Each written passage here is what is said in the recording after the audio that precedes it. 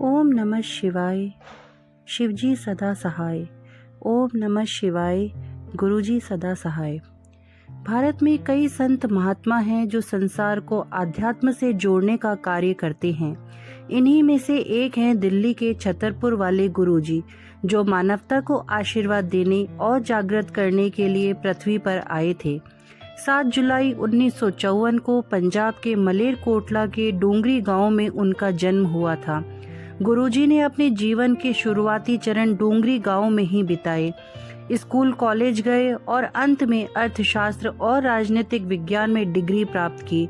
उनको जानने वाले बताते हैं कि बचपन से ही उनमें आध्यात्मिकता की चिंगारी थी।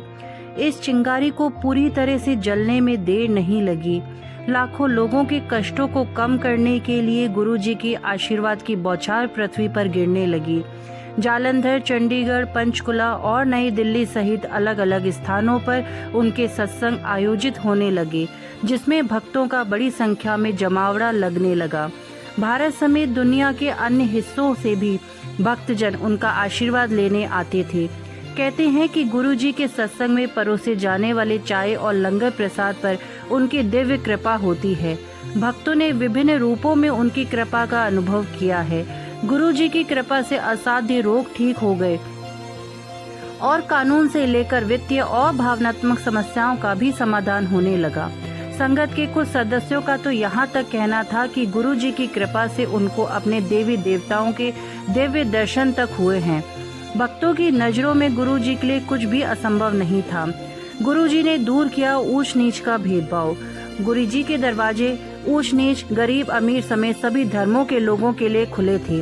सबसे साधारण व्यक्ति से लेकर सबसे शक्तिशाली राजनेता, व्यापारी, नौकरशाह, सशस्त्र सेवा कर्मी और डॉक्टर समेत हर कोई उनका आशीर्वाद लेने आता था।